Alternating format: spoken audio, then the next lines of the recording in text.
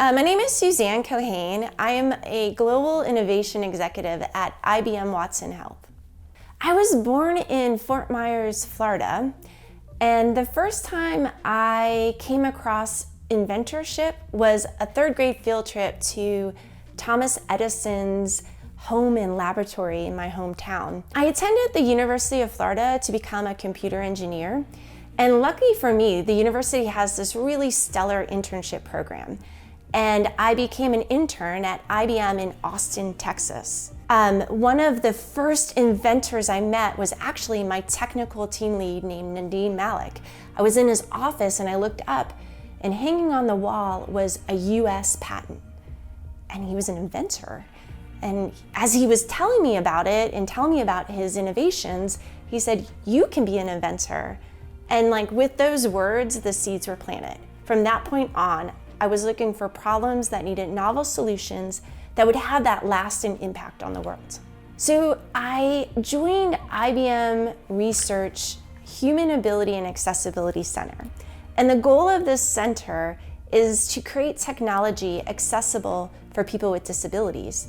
My area of research was really focused on older adults, the aging population, who experience changes in cognitive and functional ability over time. I founded the IBM Aging in Place Research Lab in Austin to really demonstrate our machine learning, AI, and IoT technology could have an impact on older adults and keep them in their home safer longer. We patented a system that aggregates sensor data and detects patterns in the sensors throughout the home, identifying these activities of daily living, this human behavior modeling. And then we can surface warning signals if there's something not quite right in those patterns. And obviously, privacy and security is all built into our system. Every room in the home has unique data that tells the story of an elder's daily life. These are the patterns for when you sleep, when you eat, when you bathe, how you stay connected to friends and family. We are looking at ways to utilize autonomous vehicles to help older adults stay self-sufficient for longer. We actually patented a system that understands the cognitive state of the driver.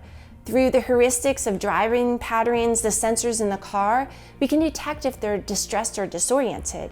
And you can imagine, we're really targeting this for those older adults on the verge of having to turn in their driver's license. I think of most of my patents, they really do stem from user needs. When I think of the older adults and how I want to build technology for them, I think of what my grandmother needed or what my mom needs today. But I also envision the future of how do I want technology to help me grow old? How can it care for me, this internet of caring things? And I also think of my daughters and what is the world that I want them to grow in living, especially with technology. So as a master inventor, I get to help young inventors invent. So I help them shepherd them through the invention process. And the best part of it is really celebrating their first patent issue. I'm a huge supporter of women inventors. I really love partnering with the United States Patent Trade Office, where I talk about the invention process and encourage women to invent. And we need their diverse perspectives to solve the problems that are challenging us today. And I want all young girls to have that light bulb moment I did in third grade, and all women to realize that they can build the future of tomorrow. We need their perspectives, we need their voices, we need their creativity and their talent.